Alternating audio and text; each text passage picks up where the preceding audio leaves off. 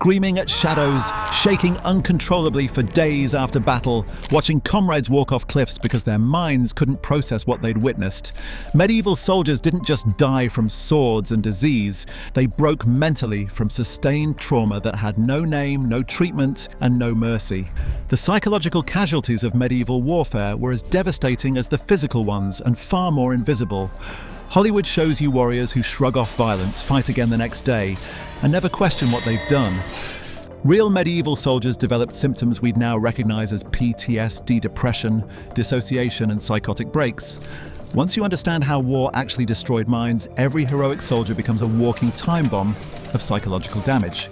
Stand in your first shield wall and watch it happen to the man beside you.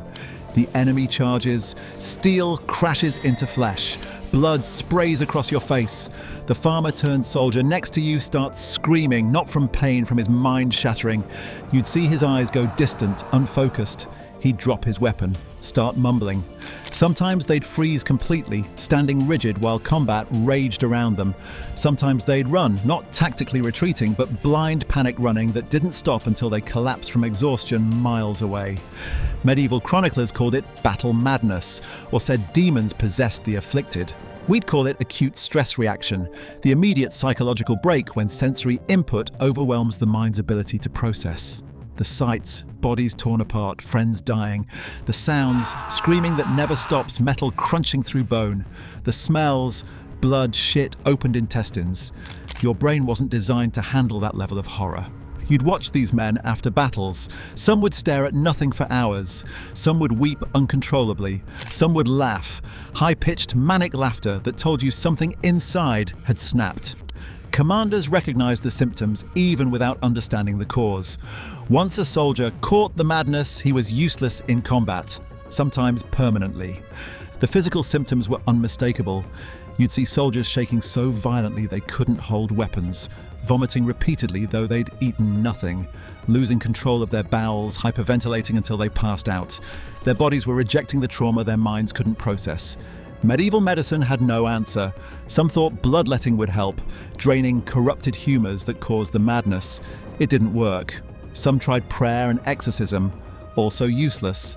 Most soldiers who broke in battle either learned to live with the damage or died from it, through suicide, accidents caused by impaired judgment, or simply giving up and starving. Battle shock turned functional soldiers into psychological casualties within minutes, and medieval armies had no way to treat or prevent it. You wouldn't break in your first battle, maybe not your second, but stand in the shield wall 5 times, 10 times, 20 times, and you'd feel something changing inside you. The trauma accumulated like poison, each exposure adding to the last until your mind couldn't carry the weight anymore. You'd notice the symptoms gradually. Trouble sleeping, lying awake, hearing phantom screams. Nightmares so vivid you'd wake up swinging at enemies that weren't there. Jumpiness. Flinching at sudden sounds, spinning to face threats that didn't exist. Your body stayed in combat mode even when combat was over. Watch veterans of multiple campaigns and you'd see the patterns. They'd drink heavily, not for celebration but to silence the memories.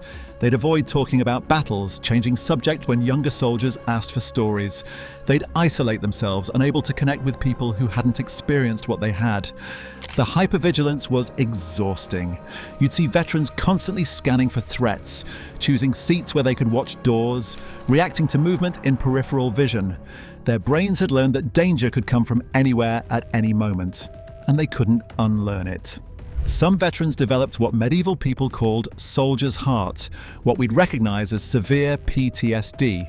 You'd watch them deteriorate over years, the flashbacks getting worse, the emotional numbness spreading, the inability to feel anything except rage or nothing at all. Some became violent, not in controlled combat, but explosive, unpredictable violence triggered by stimuli others didn't even notice.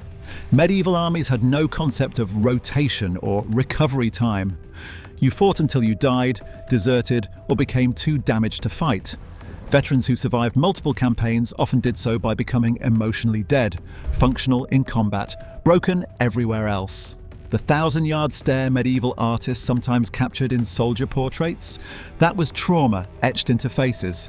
Repeated trauma didn't just damage soldiers, it fundamentally rewired their brains in ways medieval society had no ability to address.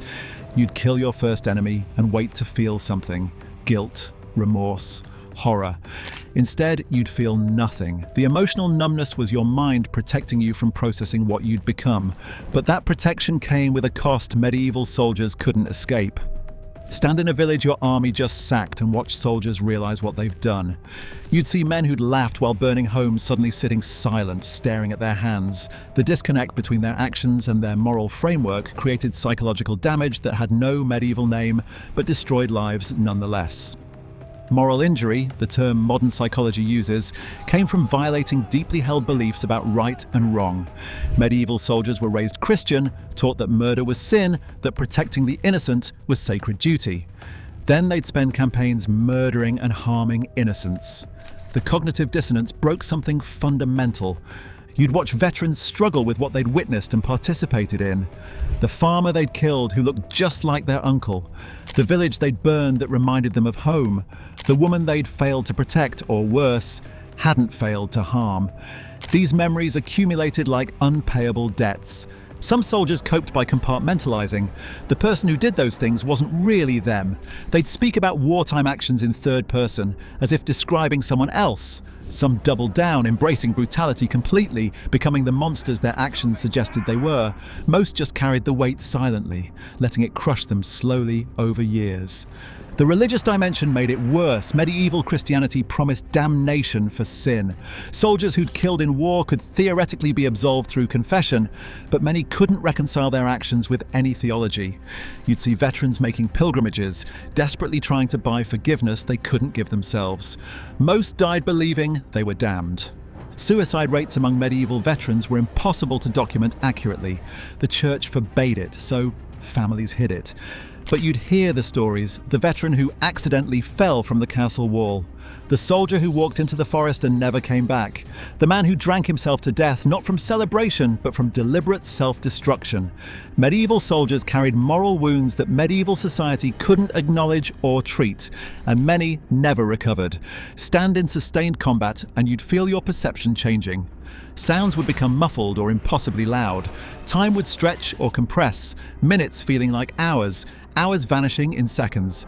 Your vision would narrow to tunnel focus or expand into impossible clarity.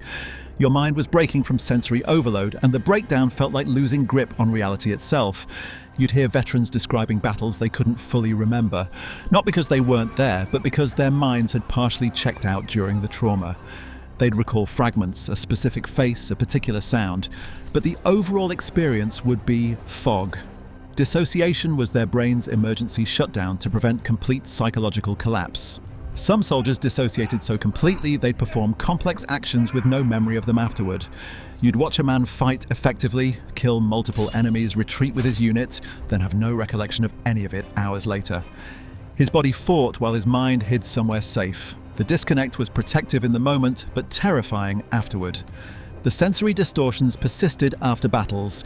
Veterans would report sounds being wrong, conversations sounding muffled through invisible barriers, normal noises painfully amplified. They'd lose time, sitting down for a moment and discovering hours had passed. They'd feel detached from their own bodies, watching themselves from outside like spectators. Medieval people interpreted these symptoms as supernatural. Soldiers who dissociated were possessed by demons or cursed by witches. Some genuinely believed they were. The lack of psychological framework meant they had no way to understand what was happening to them, which made the symptoms even more terrifying. You'd see soldiers develop elaborate rituals to stay grounded, carrying specific objects, repeating prayers, performing actions in precise orders. These weren't superstition exactly. They were desperate attempts to maintain connection to reality when their minds kept slipping away. Dissociation protected soldiers from immediate trauma, but trapped them in altered states they could never fully escape. You'd stand with survivors of a massacre and feel the collective weight of psychological damage. It wasn't just individual trauma. Entire units shared nightmares, developed the same symptoms, reinforced each other's breaks. Group trauma was its own beast, harder to escape because everyone around you carried it too. Watch a decimated unit and you'd see men checking to make sure their friends were still breathing. Not once, constantly. The hypervigilance extended to comrades because they'd learned anyone could die instantly. The constant checking was exhausting for everyone, but impossible to stop. Survivor's guilt destroyed soldiers who lived when brothers in arms died. You'd hear them asking why they survived, why they got lucky when better men didn't. The guilt manifested as self-punishment, refusing food, seeking danger, sabotaging their own chances at happiness. Some survivors spent lives trying to earn the survival they'd been randomly granted. The loss of unit cohesion multiplied trauma. You'd watch new recruits added to veteran units and see the disconnect. Veterans couldn't connect with replacements, partly because attachment hurt too much, partly because sharing trauma with people who hadn't experienced it felt impossible. Units became collections of isolated individuals rather than cohesive teams. Medieval armies had no support systems for this, no counseling, no unit rotations to recover.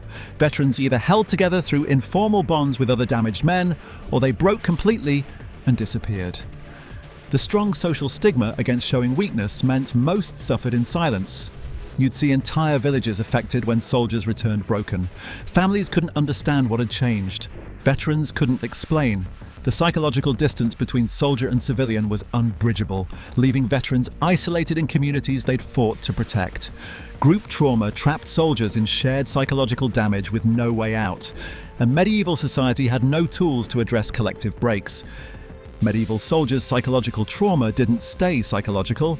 You'd watch it manifest in physical symptoms that medieval medicine couldn't explain or treat.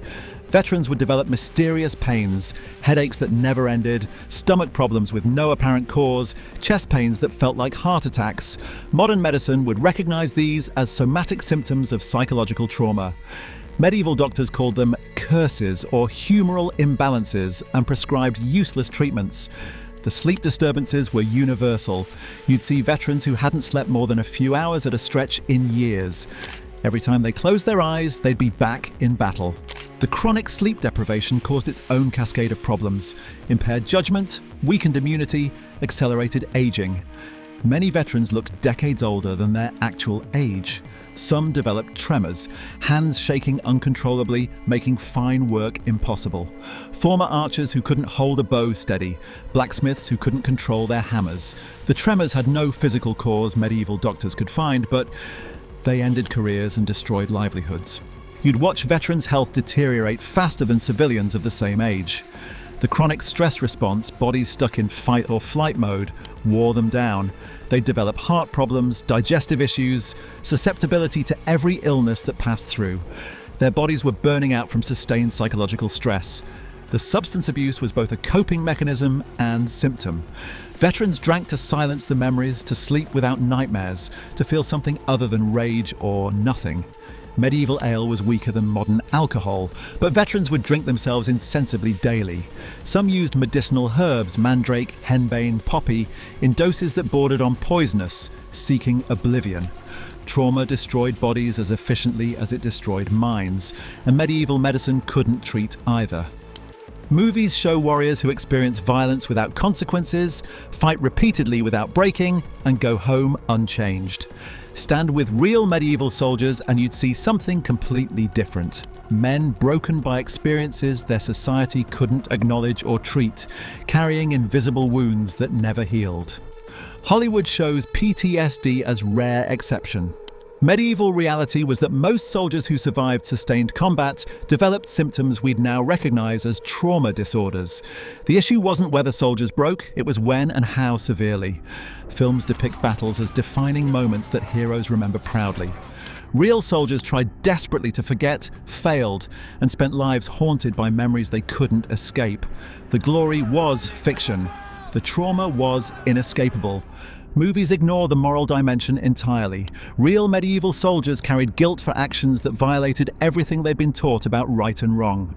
That guilt destroyed lives as efficiently as any sword, and medieval Christianity's emphasis on sin and damnation made it exponentially worse. The physical manifestations of trauma, the shaking, the insomnia, the psychosomatic pain, are invisible in Hollywood battles. Real veterans carried these symptoms visibly, and medieval society had no framework for understanding or treating them. Modern people romanticize medieval warfare without understanding its psychological cost. We imagine warriors who could kill without consequence, fight without breaking, witness horror without damage. Stand with actual medieval soldiers and you'd see men whose minds couldn't process what they'd experienced, whose bodies manifested that trauma in devastating ways, and whose society offered no help because it didn't understand psychological injury existed. The truth about medieval combat psychology is uncomfortable. War broke minds as efficiently as it broke bodies, and medieval soldiers suffered from every psychological trauma modern soldiers do. But without diagnosis, treatment, or even acknowledgement that their suffering was real. Medieval soldiers didn't just risk death, they risked losing their minds, and medieval society had no ability to help them when they did.